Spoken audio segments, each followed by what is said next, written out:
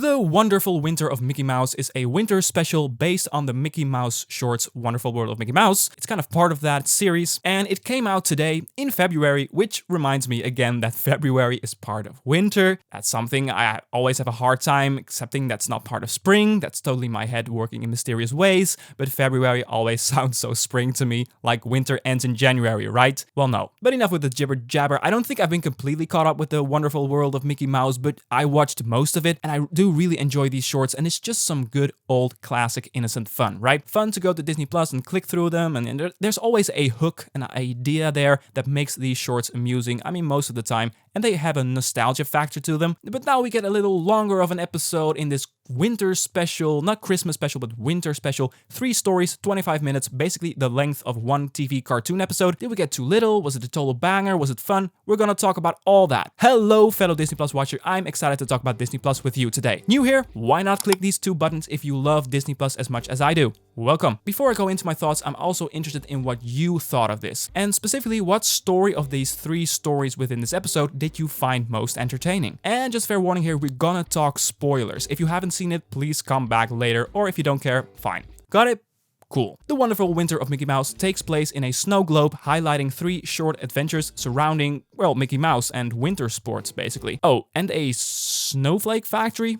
Yeah, the first idea was the weirdest. It reminded me both of Willy Wonka and the Chocolate Factory and the weird visual storytelling of Adventure Time, something like that. So the first one is about Mickey Mouse working as a cleaner at the Snowflake Factory, basically a Santa Claus base-like factory in the clouds that's entirely responsible for the winter even happening. And as we've seen in loads of stories, of course, we see Mickey dreaming to be a snowflake producer instead of the cleaner, you know, the toilet cleaner. So at one point, when nobody's around, he turns on the machine to make his own little snowflake, but accidentally makes one that's literally the shape and size of a wrecking ball. There were all sorts of weird visual ideas, like these things in the shape of hands, but I have no idea what the purpose of that would be. I thought this short was alright, but not as quippy, sharp, or fun as I'm used to with the Wonderful World of Mickey Mouse. The scene where all the townspeople were about to be crushed with an ice ball, and we hear all this good news coming from them, like, make way for the baby parade! Kittens, kittens, come cuddle kittens, and wonderful news, we all won the lottery,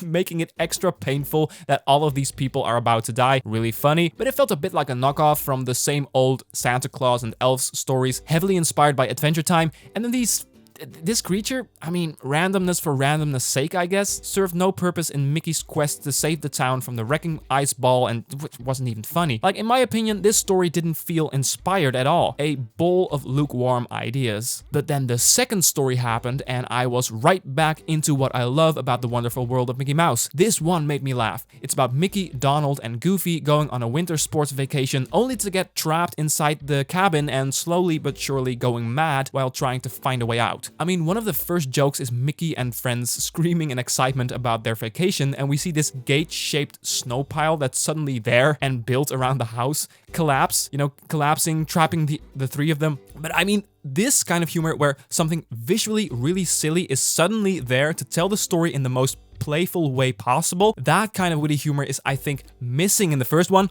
but this second one, the second story, had me laughing the whole way through because of it. The attention to detail was really good. The color of the inside of the cabin changing from warm brown to cold blue right when the snow collapse happened. And I mean, seriously, faces like these are just so delightful. Look at him. I mean, the animators must have had so much fun drawing all these characters and expressions, because the joy melts from the screen, right? Get it? Yes. It's a pun. A bad one, I know. Maybe not. The most fun part is how the characters immediately reacted to the situation. I mean, digging tunnels and popping back into the house, going crazy. After that, it gets a little weird and ridiculous, but they pull it off. I actually think the plot of 3 cabin-trapped winter sports visitors doing all the things they're there to do, like going off the ramp, warm up in the hot tub, while being trapped there in the cabin and fleeing from an avalanche, is just such a fun idea. Like, what if our characters can't get out of the situation to do the things they want to do? Have them do it while they can't get out, right? Combine that. I don't know about you, but I lost my shit. Let me know if you had the same reaction, but I lost my shit when Goofy did that fashion show. Not even the punchline that his coat was actually a group of angry rats and raccoons, but just his little catwalk. It was so good. Another one of the biggest laughs to me was the moose head saying, "I don't mean to be a party pooper, but..." when danger was imminent. I mean, stuff like that is my humor, my kind of humor. it pushes my belly laugh buttons, you know? Visually, this short was all in, pulling no stops. I mean, look at Donald and Mickey just looking like they're possessed or something. This is maybe a little too edgy of an iconography for the youngest of ones, not gonna lie. But hey, let's talk about that third one. Visually the most striking, because the intro where we hear the narrator rambling some poetry was quite beautiful, with these two dancing snowflakes that of course represent Mickey and Minnie Mouse in the following story. And the story is basically Mickey and Minnie suffering from the weight of a fan base that won't ever grow tired of them, of their ice skating skills, all the while Goofy tries to go ice fishing and loses his cup of tea or coffee or maybe hot chocolate maybe. I think this is the time to be drinking hot chocolate. This one was alright. I absolutely love that little kid. At first I thought she was an old lady with 60 years of smoking cigarettes behind her, but apparently it was a kid with a very raspy voice. Love completely silly characters like this one. Also, her parents are a dog and a pig, and somehow that makes too much sense. I mean,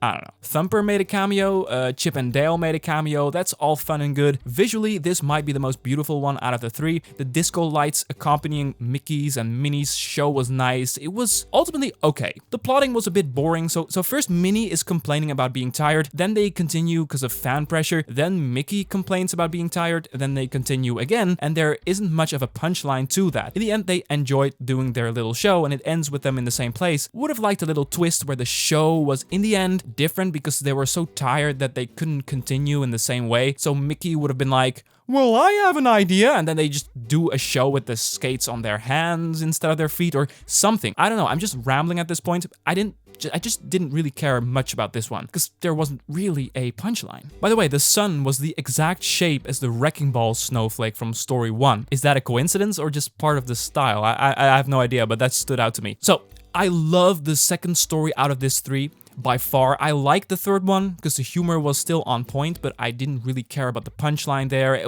I mean, there wasn't. And the first one, the one with the Snowflake Factory, was just too much out there for me to make the witty Mickey Mouse humor work. That was just a little too much of an acid trip for the funny bits to be relatable. Overall, a well-spent 25 minutes because of the quite amazing second short and the good animation, but a bit underwhelming for the wonderful world of Mickey Mouse show. That would be my take on the wonderful winter of Mickey Mouse. But I'm thinking about wrapping this up. Thank you so much for watching. So I am curious, what did you think of this Mickey Mouse winter special? Be sure to let me know in the comment section. Did you like this video? Then there is a button to express that. Thank you so much. For now, have a wonderful day, have a good winter, and see ya.